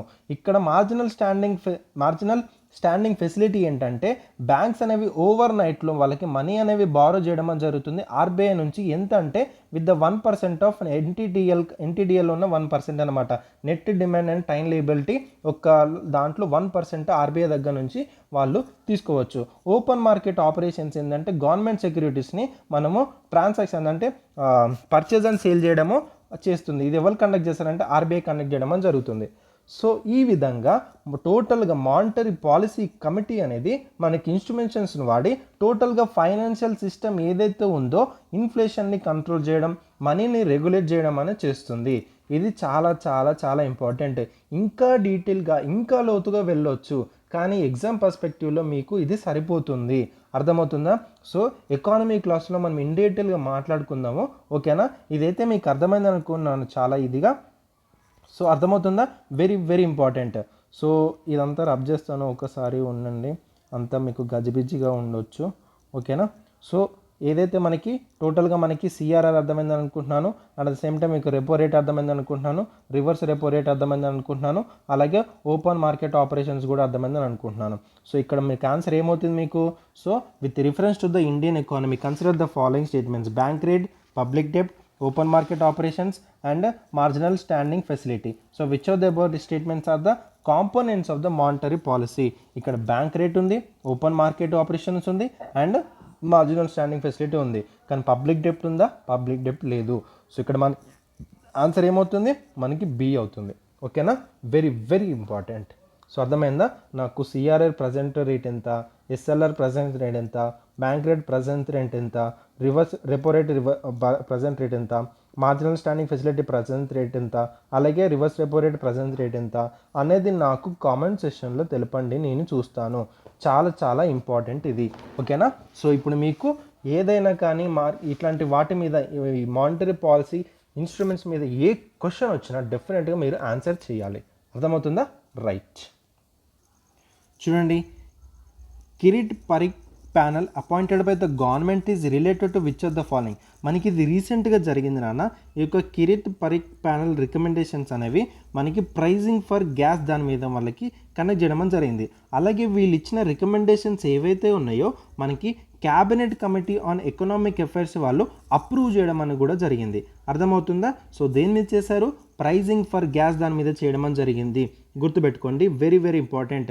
సో ఈ ప్యానల్ ఏం సజెస్ట్ చేసిందంటే linking the price of gas producer by the state owned firms from fields given to them on a nomination basis to the imported crude oil prices. అంటే ఒక nomination basis మీద ఇవ్వాలి. So అప్పుడు recommendations అనేవి మనకు అవసరం లేదు, కానీ దేని మీద చేసింది దాని మీద important. So pricing for gas దాని మీద చేసింది, గుర్తుపెట్టుకోండి, ఓకేనా? రైట్. చూడండి, which of the following best describes the dabba trading that was recently seen in the news. Dabba trading. So ఇప్పుడు మనకి ఇది రీసెంట్లో ఇది ఒక టర్మ్ అనేది నడుస్తుంది నాన్న. సో అందుకే నేను పిక్ చేయడం జరిగింది. So it is a type of the informal trading that takes place outside the purview of the stock exchange. So stock ఎక్స్చేంజ్లో నడవకుండా అవుట్ సైడ్ ద స్టాక్ ఎక్స్చేంజ్లో నడవడం జరుగుతుంది. అది ఇన్ఫార్మల్ ట్రేడింగ్ అని జరుగుతుంది. అదే మనకి డబ్బా ట్రేడింగ్. డబ్బా అంటే డబ్బాలో మనకి బాక్స్ అనుకోవచ్చు, ఓకేనా? బాక్స్. సో ఇది మన ట్రేడర్స్ని వాళ్ళు ఏం చేస్తున్నారంట, they trying to bet on the ఒక స్టాక్ ప్రైస్ మూమెంట్స్ దాని మీద బెట్ వేయడం అనమాట. ఆ స్టాక్ ప్రైస్ మూమెంట్స్ మీద బెట్టేసి వాళ్ళు ఏమంటారు, ఆ ట్రాన్సాక్షన్ అనేది వీళ్ళు స్టాక్ ఎక్స్చేంజ్లో చేయట్లేదు, ఆ స్టాక్ ప్రైస్ మూమెంట్స్ అనే దాని మీద వీళ్ళు బెట్టేయడం జరుగుతుంది. సో అదొక ఇన్ఫార్మల్ ట్రేడింగ్ అనమాట. సో దాన్నే మనము డబ్బా ట్రేడింగ్ అని అంటున్నాం, ఓకేనా? గుర్తుపెట్టుకోండి ఇది. సో ఇక్కడ ఆన్సర్ ఏమవుతుంది? మనకి బి అవుతుంది. చూడండి, consider the following statements with reference to the logistics performance index. So logistics performance index అనేది మనకి వరల్డ్ బ్యాంక్ వాళ్ళు మనకి ఇది రిలీజ్ చేయడం అని జరుగుతుంది. ఎవరు? World bank. సో గుర్తుపెట్టుకోండి. సో మనకి రీసెంట్గా ఇది రిలీజ్ చేయడం అని జరిగింది, logistics performance index by the world bank 2023. So India claimed 6 places, before కన్నా 6 ప్లేసెస్ జంప్ అయిందని చెప్పడం అని జరుగుతుంది. సో టోటల్గా 139 కంట్రీస్ అవుట్ ఆఫ్ మన ఇండియా అనేది 38th పొజిషన్లో ఉంది, ఏది లాజిస్టిక్స్ పర్ఫార్మెన్స్ ఇండెక్స్లో. సో అంటే సిగ్నిఫికెంట్గా ఇన్వెస్ట్మెంట్స్ అనేవి పెరగడం ద్వారా అటు ఇన్ఫ్రాస్ట్రక్చర్లో కావచ్చు, టెక్నాలజీలో కావచ్చు, సో అలా ఇన్వెస్ట్మెంట్స్ అనేవి పెరగడం వల్ల మన ఇండియా అనేది 38th పొజిషన్లో ఉండడం జరిగింది లాజిస్టిక్స్ పర్ఫార్మెన్స్ ఇండెక్స్ దాంట్లో. ఓకేనా. అట్ ద సేమ్ టైం 2014 నుంచి ఇండియా పర్ఫార్మెన్స్ అనేది డ్రాస్టికల్గా చేంజ్ అవ్వడం అని జరిగింది, డ్రాస్టికల్గా చేంజ్ అయిందంట. సో 2014లో ర్యాంక్ ఎంతనన్నది 54th ర్యాంక్ ఉండడం అని జరిగింది. సో ఎంత డ్రాస్టిక్గా చేంజ్ అయిందని మీరు చూసుకోవచ్చు. So it is released by the world economic forum? No, it is released by the world bank. Very very important, గుర్తుపెట్టుకోండి. India performance drastically improved since 2014. Yes, ఎగ్జాక్ట్లీగా change అయింది. 2014 యొక్క ర్యాంక్ ఎంత? 54th. మరి ఇప్పుడు ర్యాంక్ చూసుకుంటే 38th. సో చాలా చాలా important. Which of the best statements are correct అన్నాడు కాబట్టి సో బి 2 ఓన్లీ ఈజ్ మనకి కరెక్ట్ ఆన్సర్ అవుతుంది. ఓకేనా, రైట్. చూడండి. So which of the following statements are correct regarding the central bureau of investigation? So మనకి రీసెంట్గా మనకి ఎక్కువ ఉంటుంది కాబట్టి సో చూద్దాం దీని గురించి కూడా. So it is a statutory body అని అంటున్నాడు. సార్ స్టాచ్యుటరీ బాడీ అంటే ఏంటి సార్? ఏదైనా ఒక body, statue is nothing but, statue అంటే ఈజ్ నథింగ్ బట్ లా అని, అంటే ఏదైనా ఒక బాడీ లా ద్వారా కానీ ఏదైనా ఒక పార్లమెంట్ లా ద్వారా ఏదైనా బాడీ అనేది క్రియేట్ చేయబడింది అనుకోండి, అది మనం స్టాచ్యుటరీ బాడీ అంటాం. మనకి కాన్స్టిట్యూషనల్ బాడీ ఉంటుంది, స్టాచ్యుటరీ బాడీ ఉంటుంది, రెగ్యులేటరీ బాడీ ఉంటుంది. అర్థమవుతుందో? కాన్స్టిట్యూషనల్ బాడీ అంటే దీనికి సపరేట్గా మనకి కాన్స్టిట్యూషన్లో మనకి మెన్షన్ చేయబడి ఉంటుంది, దాని ఆర్టికల్స్ ఉంటాయి. స్టాచ్యుటరీ బాడీ అంటే ఏంటంటే ఏదైనా పార్లమెంట్ కానీ లా ద్వారా కానీ ఒక ఆర్డర్ ద్వారా, పార్లమెంట్ లా ద్వారా దాని ఒక యాక్ట్ ద్వారా మనకి క్రియేట్ చేయబడితే దానికి స్టాచ్యుటరీ బాడీ అంటాము. ఆ రిజల్యూషన్ రెగ్యులేటరీ బాడీ అంటే ఒక రెజల్యూషన్ ద్వారా, ఒక ఎగ్జిక్యూటివ్ రెజల్యూషన్ ద్వారా మనకి బాడీ అని క్రియేట్ అయితే దాని రెగ్యులేటరీ బాడీ అంటాం. సో ఇప్పుడు మనకి ఏదైతే మనకి సెంట్రల్ బ్యూరో ఆఫ్ ఇన్వెస్టిగేషన్ ఉందో ఇది మనకి స్టాచ్యుటరీ బాడీ కాదు. అర్థమవుతుందా?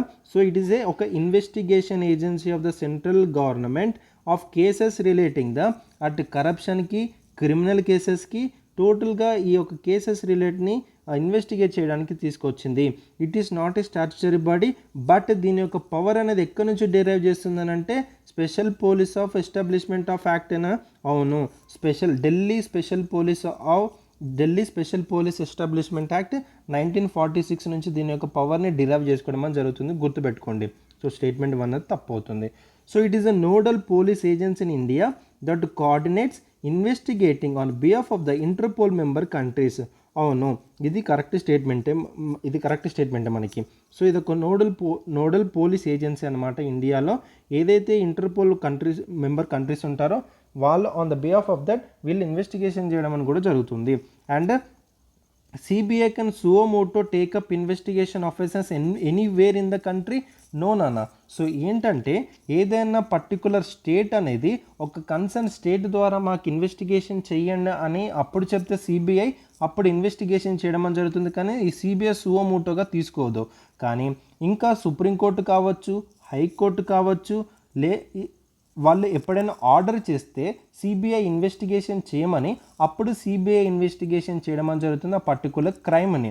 కానీ CBI అనేది సువోమోటోగా మనకి ఇన్వెస్టిగేషన్ అనేది ఎక్కడ తీసుకుంటుందంటే CBI can suo motu take up investigations of only in union టెరిటరీస్లోనే CBI అనేది సువోమోటోగా దాని సొంతంగా కేసెస్ అనేది టేకప్ చేసి ఇన్వెస్టిగేషన్ అని చేస్తుంది, but not anywhere in the country. గుర్తుపెట్టుకోండి, ఒక స్టేట్ కన్సర్న్ చేస్తే లేకపోతే సుప్రీంకోర్టు, హైకోర్టు కానీ చెప్తే, ఆర్డర్ చేస్తే అప్పుడు CBI అనేది ఆ పర్టికులర్ స్టేట్లో పర్టికులర్ ప్లేస్లో మనకి ఇన్వెస్టిగేషన్ చేయడం అని జరుగుతుంది ఒక క్రైమ్ మీద. కానీ సువోమోటోగా యూనియన్ టెరిటరీస్ మీద క్రైమ్ బ్యూరో ఇన్వెస్టిగేషన్ అనేది మనకి చేపట్టడం అని జరుగుతుంది. ఇది గుర్తుపెట్టుకోండి. సో ఇక్కడ మనకి థర్డ్ స్టేట్మెంట్ మనకి తప్పు అవుతుంది. The CBI is exempted from the purview of the right to information act. అవును, సిబిఐ అనేది మనకి రైట్ టు ఇన్ఫర్మేషన్ యాక్ట్ నుంచి మనకి ఎగ్జామ్ చేయడం అని జరిగింది, గుర్తుపెట్టుకోండి. రైట్ టు ఇన్ఫర్మేషన్ యాక్ట్ ఎప్పుడు వచ్చింది మనకి 2005లో వచ్చింది, గుర్తుపెట్టుకోండి ఇయర్స్ అనేవి. ఓకేనా, చాలా చాలా ఇంపార్టెంట్ అన్న. సో ఇది మీకు అర్థమైందని అనుకున్నాను, సెంట్రల్ బ్యూరో ఆఫ్ ఇన్వెస్టిగేషన్ దాని గురించి. సో ఇది ఒక స్టాట్యుటరీ బాడీ కాదు, సో ఇది ఒక ఇన్వెస్టిగేషన్ ఏజెన్సీ. దీని యొక్క పవర్స్ అనేవి Delhi special police ఎస్టాబ్లిషన్ amendment act 1946 నుంచి తీసుకోవడం జరిగింది. ఇది మనకి నోడల్ ఏజెన్సీగా ఉంది ఇన్ ఇండియాలో, that coordinates investigations on the behalf of the Interpol member countries and సువో మోటోగా ఇది యూనియన్ టెరిటరీస్ నుంచి మాత్రమే ఇన్వెస్టిగేషన్ అనేది తన సొంతంగా తీసుకోవడం జరుగుతుంది. అర్థమవుతుందా? అలాగే రైట్ టు ఇన్ఫర్మేషన్ యాక్ట్ దాని నుంచి కూడా ఇది ఎగ్జామ్ట్ అవ్వడం అని కూడా జరిగింది. అర్థమవుతుందా? రైట్. సో ఇక్కడ ఆన్సర్ ఏమవుతుంది మనకి 2-4 అనేది మనకి కరెక్ట్ అవుతుంది. సెలెక్ట్ ద కరెక్ట్ ఆన్సర్ అన్నారు కాబట్టి సో D24 ఇస్ మనకి కరెక్ట్ ఆన్సర్. ఓకేనా, చాలా చాలా ఇంపార్టెంట్. చూడండి, consider the following statements. Sikkim is a part of the north east but not included in the 7 sisters. అవును, ఇది ఏమంటారు అంటే 7 సిస్టర్స్ 1 బిగ్ బ్రదర్ అని కూడా అంటాడు. బిగ్ బ్రదర్ ఎవరంటే మనకి సిక్కిం. సో 7 సిస్టర్స్ ఎవరంటే మనకి తెలుసని అనుకుంటున్నాను. అరుణాచల్ ప్రదేశ్, అస్సాం, మేఘాలయ, మణిపూర్, మిజోరాం, నాగాల్యాండ్ అండ్ త్రిపుర. సో ఈ 7 సిస్టర్స్ దాంట్లో మనకి సిక్కిం అనేది పార్ట్గా లేదు కాబట్టి సో మనకి ఫస్ట్ ఆన్సర్ అనేది మనకి కరెక్ట్ అవుతుంది. Sikkim is a part of the north ఈస్టే but not include in the 7 sisters. 7 sisters ఏంటి? అరుణాచల్ ప్రదేశ్, అస్సాం, మేఘాలయ, మణిపూర్, మిజోరాం, నాగాల్యాండ్, త్రిపుర. సో 7 సిస్టర్స్ ఇవన్నమాట. సో కానీ సిక్కిం అనేది మనకి నార్త్ ఈస్ట్లో పార్ట్లో ఉన్న కానీ 7 సిస్టర్లో ఇంక్లూడ్ లేదు కాబట్టి మన ఫస్ట్ స్టేట్మెంట్ అనేది మనకి కరెక్ట్ అవుతుంది. 7 సిస్టర్స్ 1 బిగ్ బ్రదర్ అంటారు. సో అది మీకు తెలిసిందని అనుకుంటున్నాను. సో సెకండ్ స్టేట్మెంట్ చూడండి. నీతి form for north east constituted for solving refugees crisis in the north east region అంటున్నాడు. యాక్చువల్గా నీతి ఫారం ఫర్ నార్త్ ఈస్ట్ అనేది ఇదొక constitute for the accelerated inclusive and the sustainable development దాని మీద తీసుకురావడం జరిగింది. Accelerated and inclusive and the sustainable development మీద తీసుకురావడం జరిగింది. సో టోటల్గా 5 రీజన్స్ మీద 5 ఫ్యాక్టర్స్ మీద 5 సెక్టర్స్ మీద దీని యొక్క ఫోకస్ ఉంటుంది. Tea, tourism, bamboo, dairy, pisciculture. Not only ఇది ఓన్లీ రిఫ్యూజీ క్రైసిస్ దానికే కాదు. అర్థమవుతుందా? సో ఇట్లా ఒక 5 సెక్టర్స్ మీద ఒక నీతి ఫారం ఫర్ నార్త్ ఈస్ట్ తీసుకురావడం జరిగింది కాబట్టి సో సెకండ్ స్టేట్మెంట్ ఏమవుతుంది? తప్పు అవుతుంది. So which of the above statements are correct అన్నాడు కాబట్టి సో 1 ఓన్లీ ఇస్ మనకి కరెక్ట్ ఆన్సర్ అవుతుంది. వెరీ వెరీ ఇంపార్టెంట్, గుర్తుపెట్టుకోండి ఇది. Sweep programme recently seen in the news is related to. Sweep అంటే ఇది ఫుల్ ఫామ్ వచ్చేసి చెప్తాను చూడండి అన్న. స్వీప్ అంటే systematic voters education and electoral participation. Systematic voters education and the electoral participation పేరులోనే ఉంది. ఎందుకొరకు తీసుకొచ్చారు? It is an initiative by the election commission of India to increase voter awareness and the participation in the electoral process. ఓకేనా, గుర్తుపెట్టుకోండి. ఇది election commission of India తీసుకొచ్చిన initiative. ఎందుకొరకు? ఓటర్స్లో awareness పెంచడానికి, అలాగే ఎలక్ట్రల్ ప్రాసెస్లో ఇంకా పార్టిసిపేషన్ అనేది ఇంక్రీజ్ చేయడానికి తీసుకొచ్చింది అనమాట. స్వీప్ ఫుల్ ఏంటి? Systematic voters education and electoral participation. ఓకేనా, చాలా చాలా ఇంపార్టెంట్. ఇట్లా మనకి వచ్చిన ఏవైతే ఇనిషియేటివ్స్ తీసుకొస్తుందో మెయిన్గా ఎలక్షన్ కమిషన్ ఆఫ్ ఇండియా మనకి తీసుకొచ్చింది కాబట్టి అదొక కాన్స్టిట్యూషనల్ బాడీ కాబట్టి మనకి చాలా చాలా ఇంపార్టెంట్, మీరు నేర్చుకోవాలి. ఓకేనా, right. Darfur region sometimes seen in the news is related to. So Darfur region అనేది మనకి వెస్టర్న్ సూడాన్లో ఉంటుంది నాన్న. సో అర్థమవుతుందా? సో ఇక్కడ మనకి సూడాన్ ఉంటుంది, ఇక్కడ మనకి రెడ్ సీ ఉంటుంది కదా, ఇక్కడ మనకి రెడ్ సీ ఉంటే ఇక్కడ మనకి సీడ్ ఏరియాస్ ఉంటాయి కదా. సీడ్ అంటే మనకి ఏంటి? ఇక్కడ మనకి రెడ్ సీ తోటి ఆనుకుని ఉన్న ఏరియాస్ ఏంటి? సో సూడాన్ కావచ్చు, ఇటు ఎరిట్రియా కావచ్చు, ఇటు డిజిబౌటి కావచ్చు, అండ్ ఇటు ఎథియోపియా కావచ్చు. అర్థమవుతుందా? సో ఇట్లా ఎథియోపియా. సో ఇది మొత్తం మనకి సౌత్ ఇట్లా సూడాన్ ఉంటుందన్నమాట.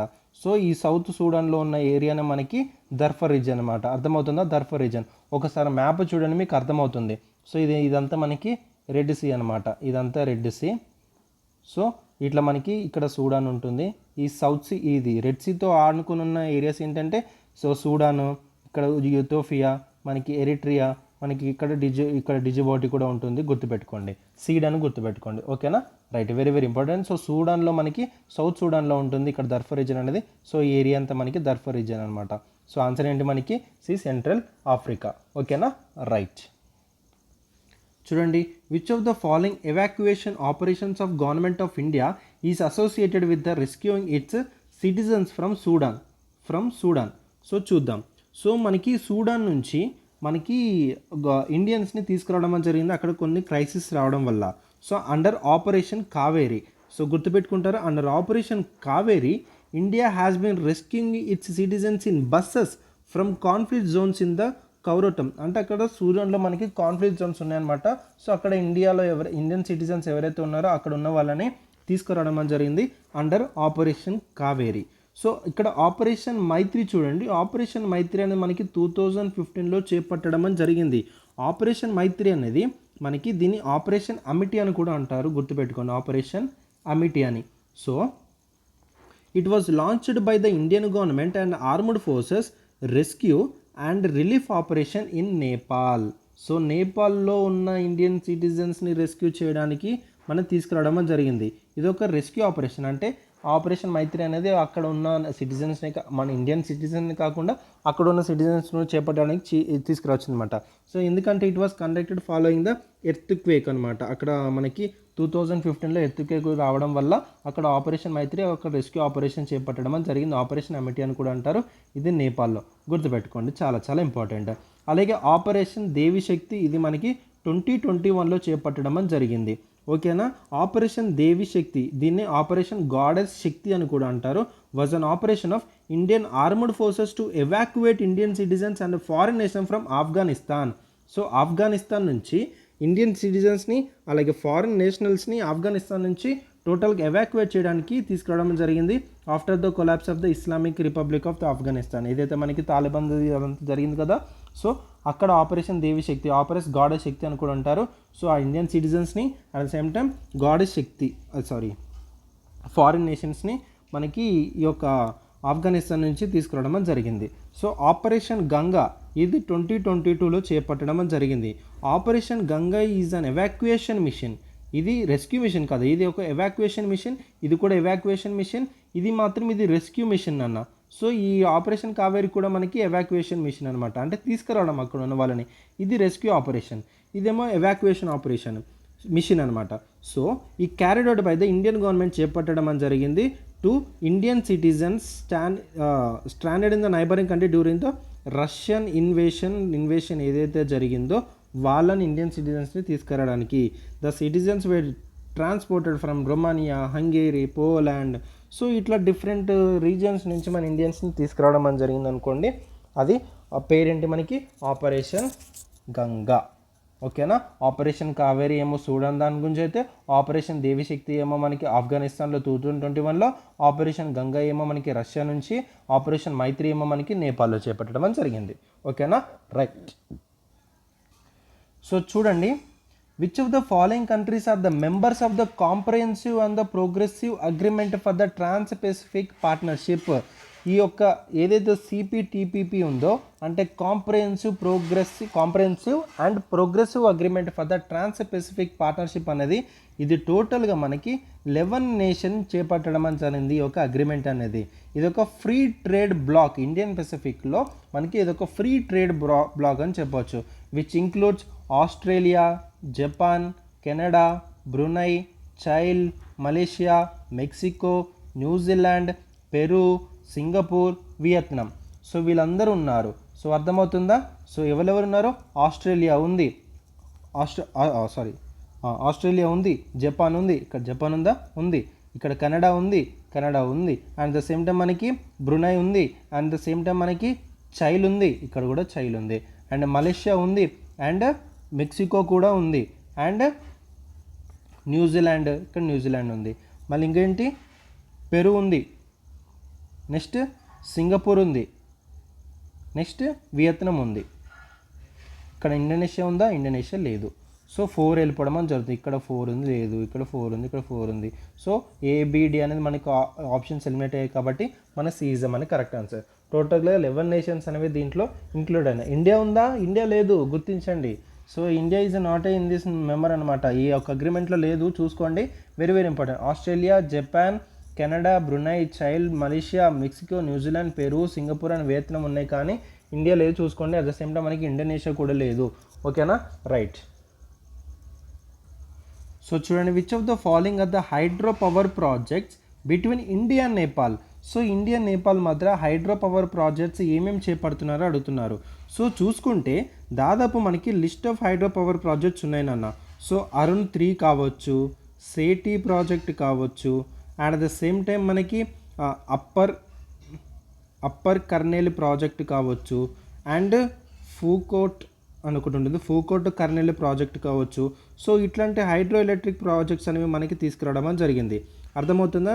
Very very important. ఏంటంటే అవి అరుణ్ 3 ప్రాజెక్ట్ ఇక్కడ ఉంది, సేటీ ప్రాజెక్ట్ ఇక్కడ ఉంది, అలాగే అప్పర్ కెన్నెల్ ప్రాజెక్ట్ కూడా ఉంది, అలాగే ఫూకోట్ కర్నెలి ప్రాజెక్ట్ అనేది కూడా ఉంది. ఇదే మనము తామోర్ రివర్ ప్రాజెక్ట్ అని కూడా అంటారు. సో ఇవన్నీ మనకి ఇండియా నేపాల్ మధ్యలో జరుగుతున్నాయి అన్నమాట. అర్థమవుతుందా? వెరీ వెరీ ఇంపార్టెంట్, గుర్తుపెట్టుకోండి. మరి ఇక్కడ మేకెడకు హైడ్రో ఎలక్ట్రిక్ ప్రాజెక్ట్ అనేది ఎవరి మధ్య సార్ అని చూసుకుంటే ఇది ఇండియా భూటాన్ మధ్య. సో ఇది ఇండియన్ భూటాన్ మధ్య చేపట్టడం అని జరుగుతుంది, గుర్తుపెట్టుకోండి. ఇది ఆగస్టు 2019లో మనకి తీసుకొచ్చారనమాట. సో మేకెడెక్కు మనకి హైడ్రో ఎలక్ట్రిక్ ప్రాజెక్ట్ అనేది మనకి ఇండియా భూటాన్ మధ్య జరుగుతుంది. సో మరి ఇక్కడ తింపాయిముక్ హైడ్రో ఎలక్ట్రిక్ ప్రాజెక్ట్ అనేది మనకి ఇది in India it self, in ఇండియాలోనే మనకి జరుగుతుంది అనమాట. సో ఇక్కడ మనకి ఇండియా నేపాల్తో జరుగుతుంది ఏంటి, ఓన్లీ 2 and 4 మాత్రం, కాబట్టి కరెక్ట్ ఆన్సర్ అడుగుతున్నాడు. సో C 2 and 4 ఇస్ మనకి కరెక్ట్ ఆన్సర్ అవుతుంది. ఓకేనా, రైట్. సో అర్థమైందని అనుకుంటున్నాను, ఇది కూడా చాలా చాలా important. State of world population report is published by. So మనకి ఇది రీసెంట్గా వేయడం అని కూడా జరిగింది. State of world population report అనేది సిన్స్ 1978 నుంచి ఇది ఒక రిపోర్ట్ అనేది మనకి ఇస్తుందన్నమాట. అర్థమవుతుందా? So the state of world population report అనేది మనకి యునైటెడ్ నేషన్స్ పాపులేషన్ ఫండ్ వాళ్ళు ఇది ఒక తీసుకురావడం అని జరిగింది. అర్థమవుతుందా? సో ఇది మనకి ఇయర్లీ ఇస్తుంది నాన్న, ఇయర్లీ. అర్థమవుతుందా? సో ఇప్పుడు రీసెంట్గా 2023 ఇచ్చిన దాంట్లో హైలైట్ చూసుకుంటే ఇండియా ఈ సెట్ టు ఓవర్టేక్ చైనా అని చెప్పడం అని జరిగింది. India to set to overtake to become world's most populous కంట్రీగా మారడానికి రెడీగా ఉంది ఇండియా అని చెప్పడం అని జరుగుతుంది. అలాగే టోటల్గా చూసుకుంటే మనకి గ్లోబల్లో మొత్తం వరల్డ్ పాపులేషన్ అనేది 800 crore చేరబోతుందని కూడా చెప్పడం అని జరిగింది. సో మనకి state of world population report అనేది మనకి ఎవరిస్తారు? యునైటెడ్ నేషన్స్ పాపులేషన్ ఫండ్ వాళ్ళు ఇస్తారు. ఓకేనా, గుర్తుపెట్టుకోండి. Which of the following organisations has established 30th March 2023 as the first ever international day of zero waste. So 30th March 2023 ఏదైతే ఉందో that is the first ever international day of zero వేస్ట్గా మనకి establish చేయడం జరిగిందంట. అది ఎవరైనా అడుగుతున్నాడు. So answer వచ్చేసి మనకి డి నాన్న. So United Nations Environment Programme and UN Human Settlements Programmes వాళ్ళు ఇది ఎస్టాబ్లిష్ చేయడం అని జరిగింది. ఓకేనా, so very very important. So గుర్తుపెట్టుకోండి, ఇట్లా ఫస్ట్ ఎవర్ వచ్చిన దాన్ని మనం చదువుకుంటే బెటర్. సో అందుకే చెప్తున్నాను. ఓకేనా, గుర్తుపెట్టుకోండి. చూడండి, consider the following statements regarding the ground water in India. So చూద్దాం. So ground water in India. So around 90% of the ground water depletion in India is due to the industrial sector అని అంటున్నాడు. కాదండి, due to the industrial sector కాదు, due to the agriculture sector. So 90% of ground water depletion in India అనేది agriculture sector ద్వారా అవుతుందని చెప్తున్నారు. అలాగే మనకి హౌస్ హోల్డ్ సెక్టర్ ఏదైతే ఉందో హౌస్ హోల్డర్ సెక్టర్స్ వల్ల 8 to 9% జరుగుతుంది. మనకి ఇండస్ట్రియల్ సెక్టర్ ద్వారా మనకి 1 నుంచి 2% వరకు జరుగుతుంది డిప్లేషన్ అనేది చెప్తున్నారు. అర్థమవుతుందా? అలాగే ఇప్పుడు ఫస్ట్ స్టేట్మెంట్ అనేది తప్పవుతుంది. అలాగే మనకి around 85% of rural water requirements అనేవి, 15% ఆఫ్ అర్బన్ వాటర్ రిక్వైర్మెంట్స్ అనేవి గ్రౌండ్ వాటర్ ద్వారా మనకి ఫుల్ఫిల్ అవుతున్నాయి అంటున్నారు. ఇది కరెక్ట్ స్టేట్మెంట్. ఓకేనా, so India was declared as the highest ground water user in the world in 2018. అవునండి, India is the highest ground water user in the world. So ప్రపంచంలోనే India అనేది మన గ్రౌండ్ వాటర్ యూజ్ చేయడంలో highest ఉండడం జరిగింది.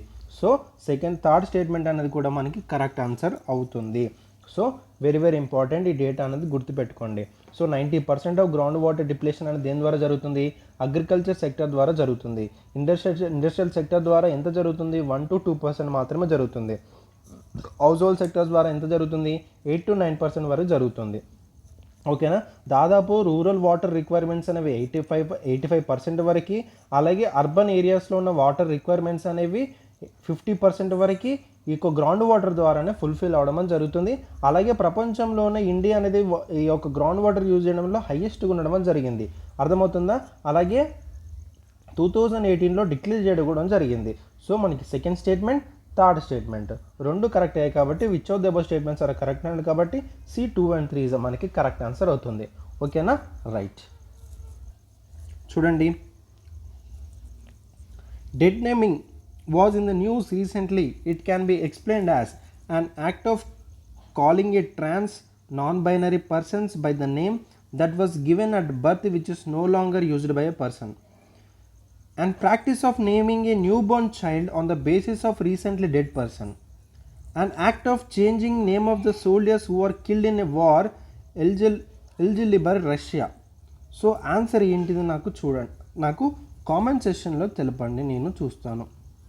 ఓకేనా, comment సెషన్లో నాకు ఆన్సర్ చేస్తారని నేను చూస్తాను. ఓకేనా, వెరీ ఇంపార్టెంట్ నాన్న మీకు ఈ క్వశ్చన్స్ అనేవి. మీకు ఈ సెషన్ అనేది చాలా బాగా యూజ్ అయిందని అనుకుంటున్నాను. సో ఫాలో అవ్వండి. ఓకేనా, ఎక్కడ టైం వేస్ట్ చేయకండి. సో ఇక్కడ డెడ్ నేమింగ్ అనేది నాకు రీసెంట్గా న్యూస్లో ఉంది కాబట్టి మీకు తీసుకోవడం జరిగింది. నాకు ఇది కామెంట్ సెక్షన్లో తెలపండి ఆన్సర్ అనేది.